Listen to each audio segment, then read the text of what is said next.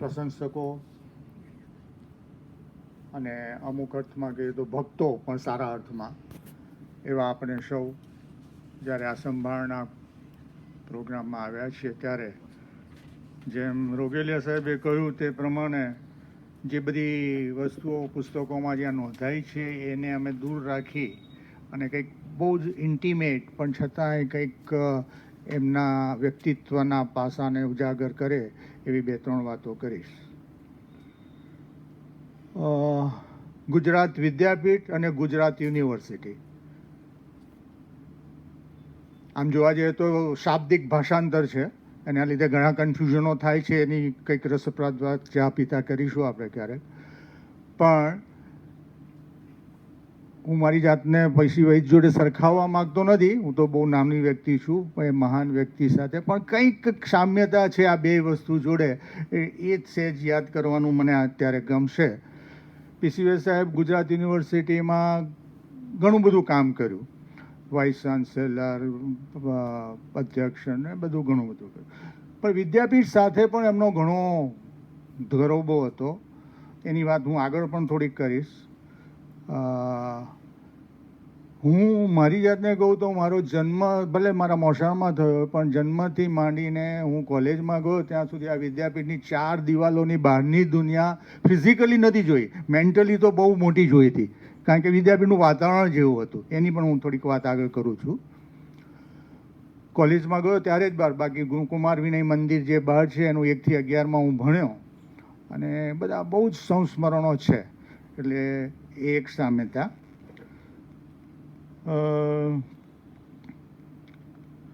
બીજી જે રોગેલિયા સાહેબ પર પણ વાત કરી, એવી જ કંઈક મારી સાથે પણ થયેલું. હું લગભગ 78માં મેં પીએચડી કર્યું અને પછી એમએસસી કર્યું અને પીએચડી માટે જોડાયો. એ દરમિયાન સિંઘ સાહેબ ને બધા અમને ઘણી બધી વાતોમાં જોતરતા. એકવાર દિનેશ સેવક શિબિર જે 11માં 12માં માટે થતો હતો, ઘણી બધી વાર થતો હોય છે, એમાં મને કે તમે વ્યાખ્યાન આપો જરા. મને બહુ આમ એમ લાગ્યું કે હજી તો હું પીએચડી કરું છું, બધા વૈસાવડા સાહેબ, વૈદ સાહેબ ને બધા વાસણો આપણે, એમાં હું ક્યાં આમ આપે. પણ હિંમત કરી અને એ વખતે મારા મગજમાં કાર્ડિનલ નંબર્સ અને ઓર્ડિનલ નંબર્સની વાતો ચાલતી હતી મારા સંશોધનને લગતી. એટલે એમાંથી પ્રાથમિક કક્ષાએ પણ કંઈક વાત કરાય. એટલે જે વિભાગમાં તમને ખબર હશે 2 પાટિયા હોય છે. એક પાટિયું ને એમ લાંબુ. આઈઆઈટીમાં તો બધા 5, 4, 5 ને ઉપર કરાય ને હવે બધું બદલાયું હશે. પણ એ 2 પાટિયામાં મેં એક પાટિયામાં કાર્ડિનલ નંબર્સ અને સાથે સાથે સરખામણી કરતા બીજા પાટિયા પર ઓર્ડિનલ નંબર, શું ડિફરન્સીસ છે, શું સામ્ય છે, એ બધી વાતો કરીએ 11માં 12માં ધોરણના વિદ્યાર્થી. એ દરમિયાન એ વખતે એ વ્યાખ્યાનમાં પીસી વૈદ્ય સાહેબ પણ હાજર હતા અને બરાબર જેમ આમણે કહ્યું વ્યાખ્યાન થયું એમાં મેં કદાચ પીસી વૈદ્યના સાહેબના આગળના સાંભળેલા કેટલાક વ્યાખ્યાનોની કોપી પણ કરી હતી. એમ કે ભાઈ આવું કંઈક ભાઈ સાહેબ કરે છે, આપણે કેમ ના કરી શકીએ. અને ભાઈ સાહેબ તો બહુ સારા સ્પીકર હતા, આપણે બધા જાણીએ છીએ. એટલે મને તો એ સંતોષ થયો હતો, પણ વ્યાખ્યાન પછી એમણે પણ મારી ટીક સાંભળીને એમને મજા આવી, એનો સંતોષ મને પણ રહ્યો અને આ જીવન પછી તો ચાલ્યું. બીજી એવી એક વાત છે, રામાનુજન ગણિત જોડે સ્પર્ધાની છે, પણ એ કદાચ ટાઈમના અભાવે હું છોડું છું અત્યારે. વૈદ સાહેબની જે સંગઠનનો ઊભા કરવાની જે શક્તિ એ આપણે બધા જાણીએ છીએ. ગુજરાત ગણિત મંડળ, શરૂઆતમાં અમદાવાદ ગણિત મંડળ, ત્યારબાદ ગુજરાત ગણિત મંડળ અને સુગણિતમ, એ આજે પણ કાર્યરત છે. એમના ગયા પછી આટલા વર્ષો સુધી એ જે એમની ક્યારે ઇન્વોલ્વ થવું ને ક્યારે છૂટી જવું, આની સરખામણી હું ઘણી બધી વાર મેં કહ્યું છે વાત. ઉમાશંકરનું સંસ્કૃતિ એ હયાત હતા ને બંધ કરવું પડ્યું હતું, જ્યારે આપણું સુગણિતમ એમના ગયા પછી એ પણ હજી ચાલુ છે જુદા ફોર્મમાં.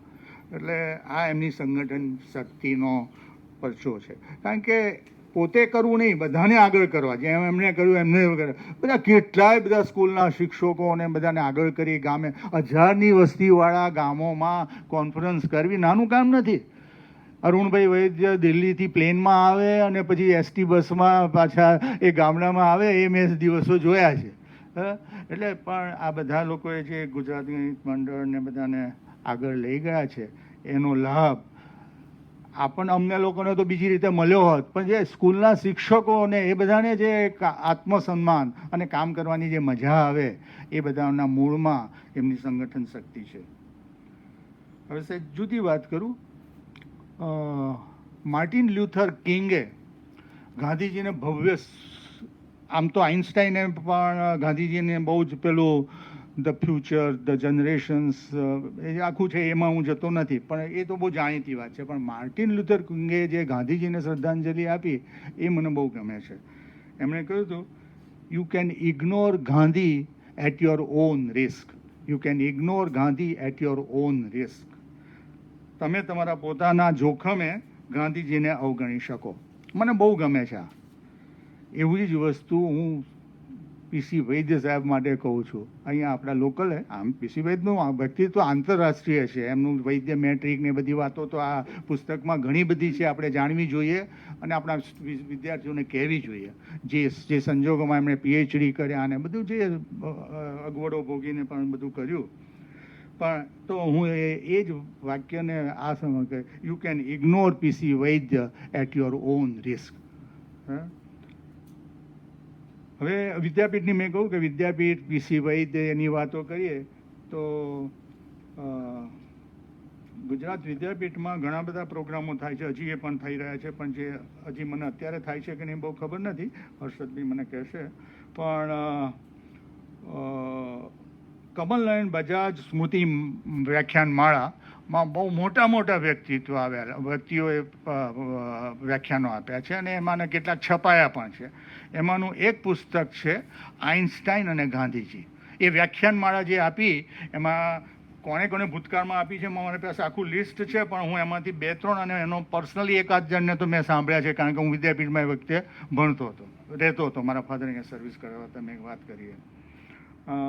એમાં લાન્ઝ દેલ વાસ્તો ફ્રાન્સના, જેમનું હુલામણું નામ હતું શાંતિદાસ, એમણે વ્યાખ્યાન આપ્યું છે. પછી એમને તો મને નથી ખબર બહુ, પણ ઇટાલીના શ્રી દાનિલો દોલ્ચી, એ ઇટાલિયાના ગાંધી તરીકે પ્રખ્યાત હતા અને બહુ એમણે કામ કર્યું છે. એમને તો મેં પ્રત્યક્ષ જોયા છે. બહુ ભાંગ્યું તૂટ્યું ઇંગ્લિશ બોલતા હતા. એના પણ બહુ મારી પાસે રસપ્રદ ઉદાહરણ છે, પણ એમને તો મેં સાંભળ્યા. બધા ઘણું મારી પાસે બહુ મોટી મોટી વ્યક્તિઓ એ આ બજાજ નયન સ્મૃતિ વ્યાખ્યાન માળામાં એમાં વિજ્ઞાન અને અહિંસા એ મુખ્ય થીમ, અને આજે બહુ વધારે પ્રસ્તુત છે આ વોરની જે આજુબાજુ જે બધી આપણી બાજુ છે. એટલે અહિંસા અને વિજ્ઞાન એ ફોકસ ઉપર ઘણા બધા લોકોએ વ્યાખ્યાન આપ્યા છે, વાંધો રહે, અને એમાંના ઘણા છપાયા છે. એમાં પીસી વૈદ્ય સાહેબ પણ એક વ્યાખ્યાન આપ્યું અને એ વ્યાખ્યાન પણ છપાયું છે. અને એ આઇન્સ્ટાઈન અને ગાંધીજી, એ પણ મારી પાસે અત્યારે બુકલેટ પણ છે. હવે એ વાત તો છે, એમાં બધું ઘણું છે, પણ એની પણ બહુ રસક પર્સનલ મારો એપિસોડ. હું ગુજરાત યુનિવર્સિટીમાં મેં પણ 30-35 વર્ષ કામ કર્યું. એમાં હું જે કેબિનમાં બેસતો હતો એ જ કેબિનની આજુબાજુ મોટા ભાગે પીસી વૈદ્ય સાહેબ તો હું આવ્યો તે પહેલાં જીપીએસસી, યુપીએસસી ને વેસાંસ બધા બહાર નીકળી ગયા હતા, પણ અમને ક્યારેય એવું નથી લાગ્યું કે વીસી સાહેબ બહાર ગયા છે. જ્યારે ગામમાં હોય ત્યારે એ ડિપાર્ટમેન્ટમાં તો આવે જ, કોઈ ખૂણામાં બેસીને એમનું કામ કરે. એટલે મારી બાજુમાં એ બેસતા હતા. એ વખતે એકવાર મારી સાથે મારી રૂમમાં આવ્યા, બહુ નમ્રતાથી. આ જો આવ્યા એ સામેથી આવે, નહીં તો આજકાલના હોય તો ચિઠ્ઠી લખીને પ્યુનને કહે કે દેસાઈ સાહેબને આ પુસ્તક આપી દેજો. વાત એવી નથી. આ પુસ્તક લઈને મારી કેબિનમાં આવ્યા. હું સામાન્ય ઊભો થઈ ગયો. મને કહે, મને ખબર નથી તમને આમાં કેટલો રસ છે, પણ મને તમારામાં રસ છે એટલે આ પુસ્તક આપું છું, જ્યારે રસ પડે ત્યારે વાંચજો. હજી એ શબ્દો, એટલે આવી મહાન વ્યક્તિ.